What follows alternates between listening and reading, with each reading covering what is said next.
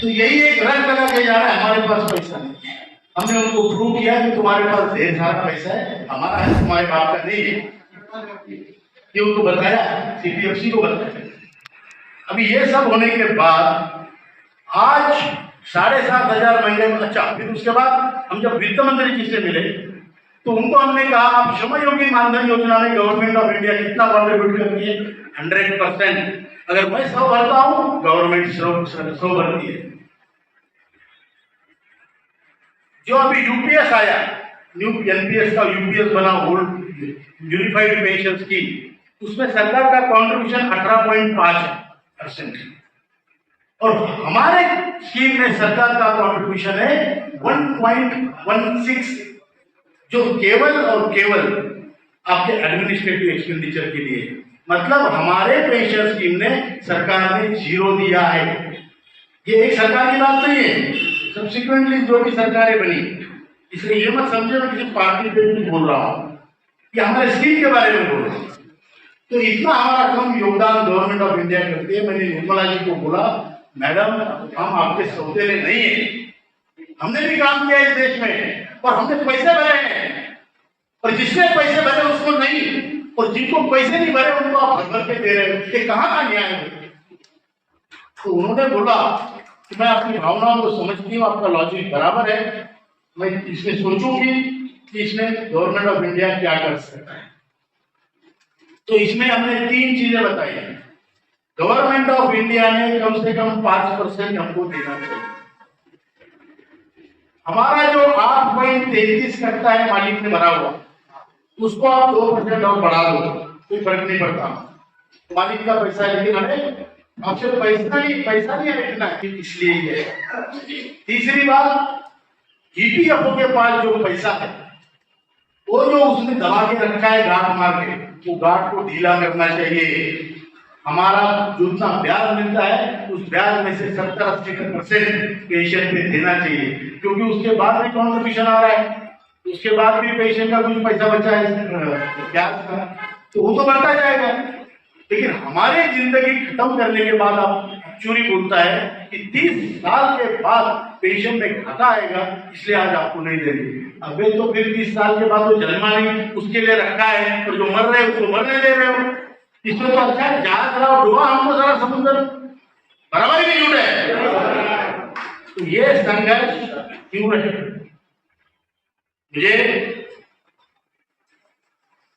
Supreme court के वकील मिले, उनको पता नहीं मान मेरा नंबर कहां से मिला, दिल्ली में मिले। तो हम गए, हम तो ऐसी जगह रहते थे कि उनको वहां बुला नहीं सकते थे, इंडिया गेट के पास बुलाया।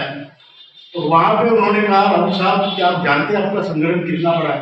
मैंने बोला नहीं, हम कर रहे हैं, बस कर रहे हैं, अनभिज्ञ होकर कर रहे हैं, झोंक दिया है, मालूम नहीं कि हम कैलकुलेशन में विश्वास नहीं रखते हैं ना, काम करने में विश्वास रखते हैं। तो उन्होंने बोला आपका संगठन ज्येष्ठ नागरिकों का विश्व का सबसे बड़ा संगठन है, ये आपकी ताकत है। और आप इतना ये मत समझे कि भिलवाड़ा में इतने लोग जमे तो इतनी संगठन है। पूरे देश में अभी महाराष्ट्र में हमने मीटिंग ली, अगर 5,000 लोगों का हाल है तो 2,000 बाहर खड़े। आजाद मैदान मुंबई में बहुत बड़ा इतना मैदान भर गया था, नासिक में, मुंबई में, पुणे में, संगमनेर, छोटे गांव में भी, पाथरडी, सब जगह अवेयरनेस।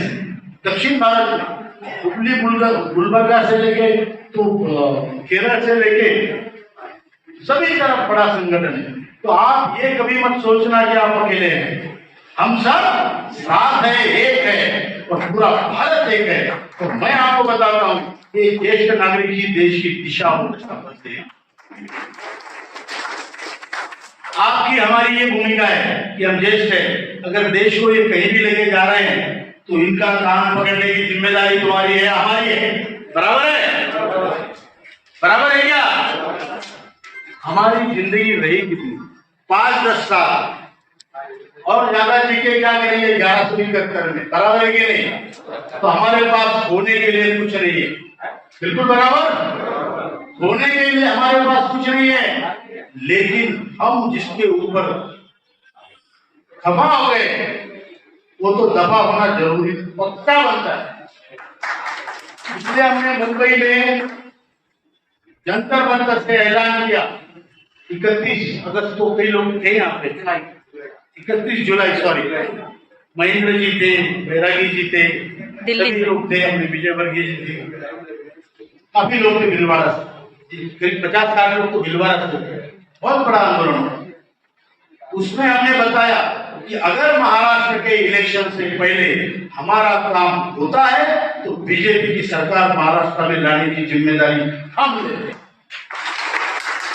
और अगर नहीं होता है तो बीजेपी को महाराष्ट्र में पैदल चलने में मजबूर भी हम करेंगे।